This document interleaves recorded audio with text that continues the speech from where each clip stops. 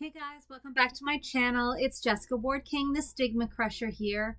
I'm sorry I wasn't with you last week. Last week I was taking some much needed R&R before a big week that I had this week, which is a little bit what I wanted to talk about today, in a manner of speaking.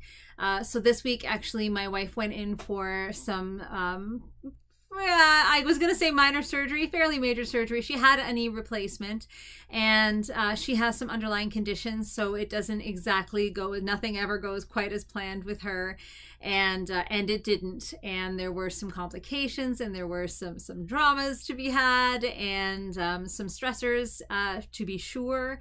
And even last week, which was meant to be some relaxing vacation time, was filled with some medical stressors. So there have been some stressors to be sure, and that's what I wanted to talk about today. How stress can the difference between good stress and bad stress, and how sometimes stress can be too much and can break us down, but sometimes how stress can build us up and sometimes show us what we're made of, and sometimes help boost us and push us to be our best selves. And this all can be illustrated by, so you know that I haven't been doing that well in terms of my depression. I'm starting to do a little better, which is kind of paradoxical given that I've been under such an intense amount of stress lately. And it seems paradoxical because you would expect that somebody under an intense amount of stress would be buckling under that stress, and would, with, you know, an underlying condition such as depression, would be doing worse. And that is one way it can definitely go, and has gone in the past with excessive stress on top of the depression. It can just make me go worse and worse, spiral downwards, and make everything so much more worse.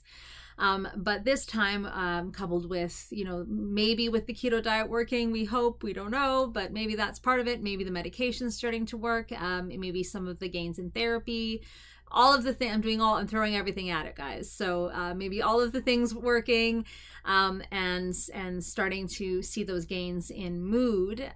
With the stress coming at me, I was able to manage some of that stress. And so even though it was intensely stressful, and there have been periods of, you know, just kind of like sitting in the car, crying in the car, for sure.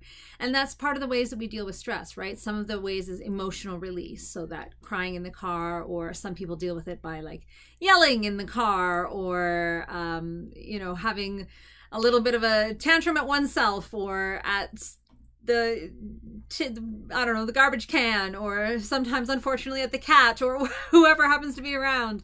You know, there are different ways of having that emotional release. So sometimes that will happen. And that's just one way of dealing with stress. There are other ways, of course. But that's one way that I have dealt with it, for sure. There have been those moments of crying in the car. Other ways are kind of getting down to business and like making a plan, and like sitting down and like, okay, this is what we're going to do. We're going to figure this out. We're going to plan, we're going to problem solve, basically. And so problem solving your way through the stressors and the problems that are happening. And so that's another way that I've dealt with this. Okay, here's what we're going to do. We're going to get the kid from A to B. We're going to get the kid to camp, and then we're going to call in the reinforcements and get the friends to come and pick up, and get the parents in and get the parents to come, and we're going to, you know, get them a hotel room, and we're going to figure this out, and we're going to, you know, so-and-so is going to drop off, and we're going to pick up, and then we're going to go to the hospital, and we're going to do this and that and the next thing, and figure this out. And, you know, get supper and get everybody sorted. We're going to do this. And so problem solving is another way that we can deal with stressors sometimes. And then, of course, there's the absolute collapsing at the end of the day into a heap and sleeping. That can be a way we can deal with stressors. So there's a variety of ways that we can deal with these stressors, that are constructive, sometimes a little bit destructive if you're taking it out on the cat, I suppose. But no cats are harmed in the process. I don't even have a cat, don't worry. You know, there are a variety of ways that you can deal with these stressors. But stress isn't always bad. It doesn't always lead to negative outcomes. And there are two types of stress. There's eustress and there's distress. And eustress is that kind of stress that does spur you on, that makes you do better, be better, that you know, that gets you, like stress either way, your body doesn't really know the difference difference between eustress and distress. It gets your heart rate pumping either way. It gets the adrenaline flowing either way. It gets you, your body working the same way either way. Your lungs expand the same either way. It goes into fight or flight the same either way. Your body doesn't know the difference, but your brain, your mind knows the difference. And if in distress, you go into literally distress. You go into hopeless crying, not cathartic crying, not crying that's kind of going to get you into that emotional release so that you can move on, but that hopeless crying, that hopeless, not emotional release, but just emotion for the sake of distress.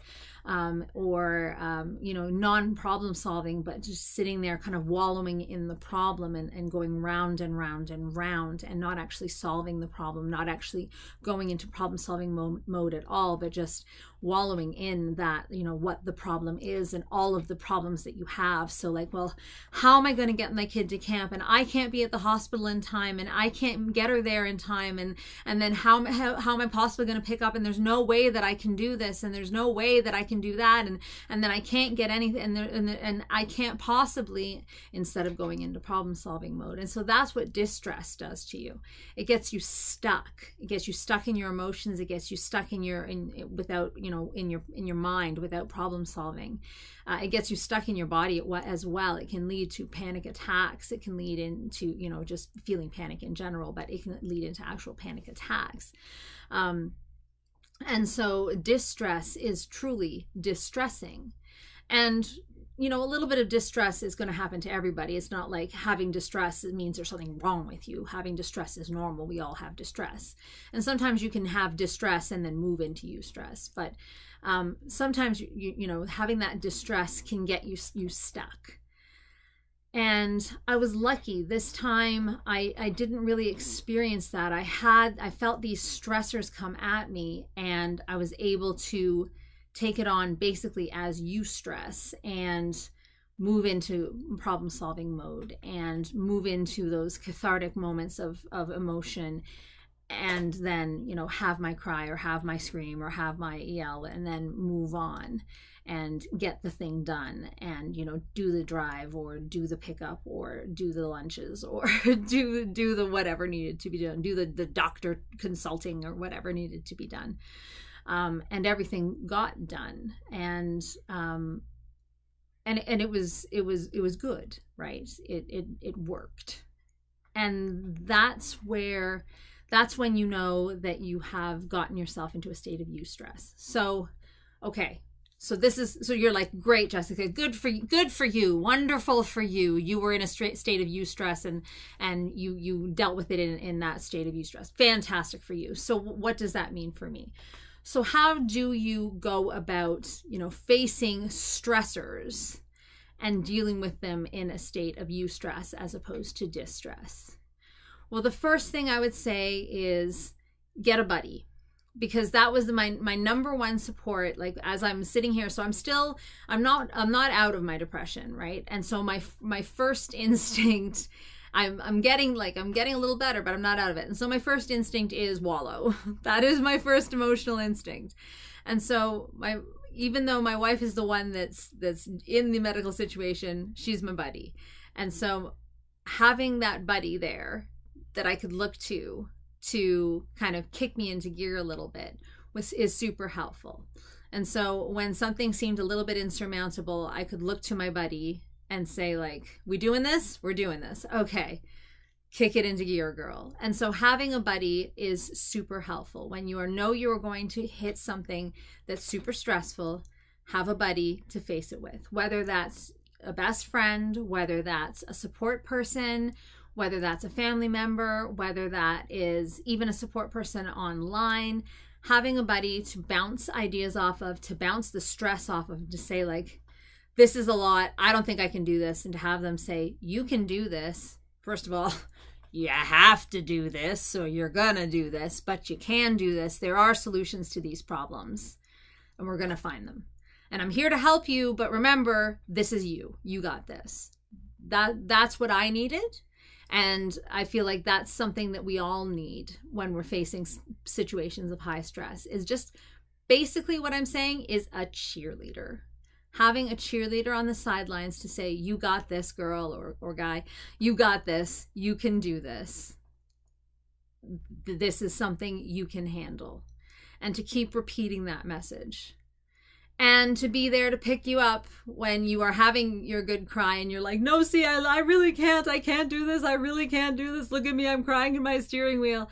And to say, yeah, I know you're crying in your steering wheel. Have your good cry. You still got this. There's still time to do this. Pick it up and move on, right?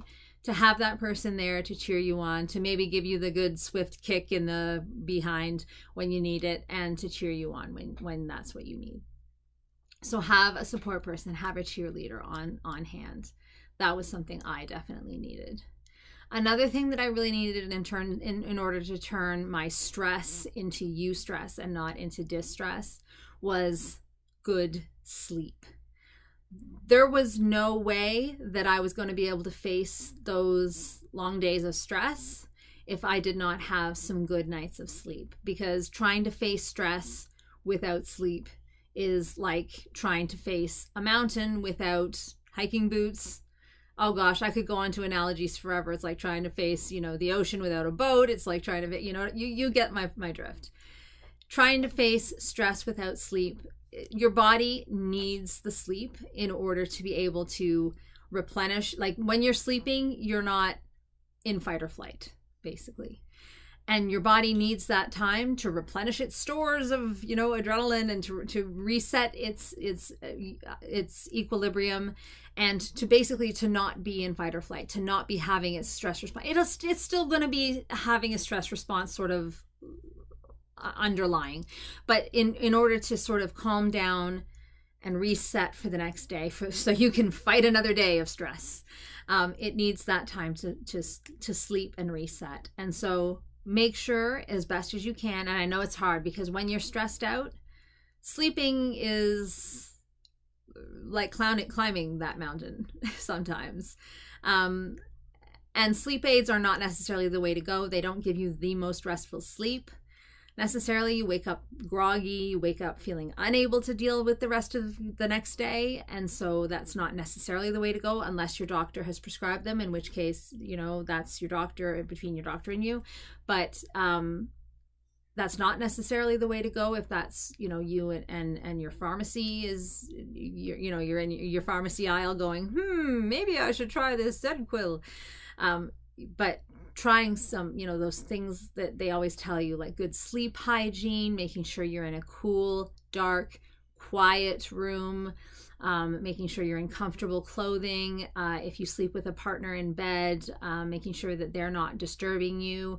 Perhaps if they are disturbing you, for example, if they move around a lot, if they snore loudly, if they, hug the sheet, whatever, if they disturb you, perhaps taking a couple of nights to sleep in another room where you get a little bit better sleep, if that's for you, might be a good idea. So all those sleep hygiene tips that they give you, soothing things like chamomile tea before bed, all that good stuff, eating a good amount of time before you sleep. Don't exercise too soon before you sleep, but exercise earlier in the evening is a good idea. So look it up on the internet, all the good tips that you can get for sleep hygiene, to give you a restful sleep they're great ideas, so that you can get some good sleep while you are stressed out, because sleeping is key. And I found that the times that I was able to just like dissolve into a heap in the bed were absolutely critical.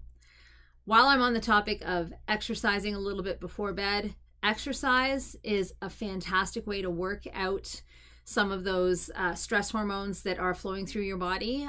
When we exercise, we do get rid of some of that fight or flight, all of those hormones, as I say, that are flowing through our bodies. So the norepinephrine, the adrenaline that is flowing through our bodies, that is causing us to be so hyped up.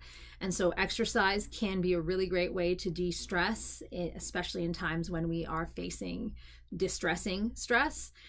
So exercise is great if you can fit it in. Now, I found that when I was trying to get between, the child to camp and from camp and to the hospital and from the hospital and making meals and making lunches and all of the things, trying to get to the gym was impossible. But even taking a walk around the hospital grounds while my wife was off getting x-rays or whatever, were key moments to just be able to do a little bit, even just a little bit, to be able to get in some modicum of exercise rather than just sitting in the hospital room the whole time. So a little bit of exercise is key to turning that stressful event into something that you can manage. Other things to help you manage the stress, or to make that stress into something that you like, into eustress, something that you can manage, would be to take it in little bites. I found that when I looked at the whole of what I had to do, like when I started at, okay, we have to do the intake all the way to get you home like a week later, it was so overwhelming. And that's when the overwhelming is when you start to get distress, right? That's when you start to get distress. And when I was able to take it into little chunks, things that I could do, and like eustress is usually thought of as things that are good stress, things that are helpful stress. And when I started to take it into little things that I could do, like I can get you to this appointment, I can get you to the hospital, I can do that for you, I can make this happen for you. That's when it started to be good things. That's when it started to be helpful, happy things. Where I would actually call it eustress. When I was able to say, I can get my child to camp, I can do these things, I can do these things, I am able to do them, even though I'm not feeling my best, I am able to do these things. And that's when I started to feel that it was actually eustress and not distress. It was actually helpful stress. It was actually happy stress in some ways, rather than distress, rather than something that was negative stress. Even though it was a lot of stress, right? And so that's what I'm talking about, turning it from something really super negative into something that's more positive. And so if you can reframe it in that way, if you can reframe something that's even something that's really hard into something that's positive but hard. And I sound like one of those people that I hate right now, those positivity, make everything like happy flowers people. I hate those people, and I sound like one right now. But honestly, I was trying to make it like that, like make it sound like something, frame it as something that is positive for me, something positive that I can do for my wife in this case, for my child, for my family, something positive that I can do for myself, in my life. And that I can do despite feeling unwell, something that I can accomplish, something that I can feel accomplished about. And I was trying to frame it that way. And I was trying to take it in small chunks rather than this huge, big behemoth of a thing that I felt like it was overwhelming and I couldn't get my head around, and I couldn't possibly, I didn't think I could accomplish this huge, big thing. But these little things I could accomplish. And I felt like if I could do the little things one at a time and feel like I did it. It was almost like gold star, you did it. Like, I don't navigate well. Okay, this is something you guys probably don't know about me. After my ECT and my memory got kind of a little damaged, my navigational skills also somehow got damaged. I don't really know the neurobiology of this, but they did. And so I navigate with GPS to almost everywhere. And so trying to get to the hospital and back, it was in another city. And so trying to get, to the hospital and back, even though I'd been there a couple of times, I was still using my GPS. And so every time I got there, I was like, good for me. I got there. Gold star for me. I did it. I didn't go the wrong way. I didn't need anybody to guide me. I did it all by myself, and I felt accomplished. And even though it was stressful to do on the highway and all the rest of it, I felt like I did it, and it made me feel accomplished. And so that was somehow good stress. I know I kind of I sound silly. Humor me. But in any case, if you can, chunk it up into little chunks, things that seem like they're accomplishable, and make it into things that you will feel like you have accomplished something if you do them. And if you need to, if you want to, if you can, even reward yourself. Like every so often, I would give myself a Starbucks. We don't get Starbucks that often because it's expensive and we just don't. And so every so often I would had to go buy one to get to the hospital. I'd be like, Starbucks run, because I did it, you know? And it's like, dangle the carrot, give the rat a treat. We have rats at home, so it's like, give the rat a treat, it did a trick. That's kind of like what it was like for me, is, you know, inconsistent reinforcement, but there you have it. And so that is what I did for myself, and it made the stress tolerable. It made the stress good stress, and I got through it. And I used all of my skills that I had to deal with the stress, even if some of them were having a good cry in the car. And that's okay. That is a valid skill for dealing with stress. Don't you worry. Having a good cry or a good, you know, yell at the cat is a valid way of dealing with stress. Don't you worry. No kicking the cat, but yelling at it is fine. And don't come at me, PETA people. And, you know, all of these skills, use them, and you too can deal with even the most stressful situations. I'm not saying I did it perfectly, and I'm not saying it's over. It's not over yet. I've still got a convalescent over in the next room who's, you know, ringing the bell at every beck and call, needing things. So the stress is not over by any stretch of the imagination, but I managed to put on the makeup, come here, talk to you guys. This is actually the highlight of my day. So there we go. Another yay for me. And still dealing with the stress, still making it through. And I hope this video has been helpful for you. So remember, every stress does not have to be bad stress. It does not have to take you down. Use your support systems. Get a cheerleader. Remember to sleep. Exercise is good. Oh, eat right. Eating right is good. Remember to feed yourself. Feeding yourself is important. It is key. I'm on the keto diet, as you know. I had to take snacks to the hospital because they had nothing to feed me with. So snacks, key. And make sure that you break up stuff into small chunks and reward yourself as you need to and as you can. Use all of your coping mechanisms, and you too can turn any stress into good stress that you can deal with. You can cope with it. You can do it. I can be your cheerleader if you like, because you can do it. You really can. If I can do it in a depressed state, you can do it. And remember also that if you can't, and if stress takes you down, no shame, because sometimes stress takes you down and there's not a whole hell of a lot you can do about it. Honestly, sometimes stress comes out of nowhere. It gets you from behind. It takes you out from under your feet, and it gets you. Sometimes it does, and it happens, and no shame there. And when it does, you cry for longer at your car, you get distress, you wallow, and that happens too. Don't worry about that either. No shame. Okay, that was my message for today. I hope I've given some of you some ideas for how maybe to deal with your next big stressor. And I hope that you all are doing really well, and that you are getting ready for the back to school, back to work, back to life season. And I will see you next week in my next one. Take care, everyone. Bye. StigmaCrusher.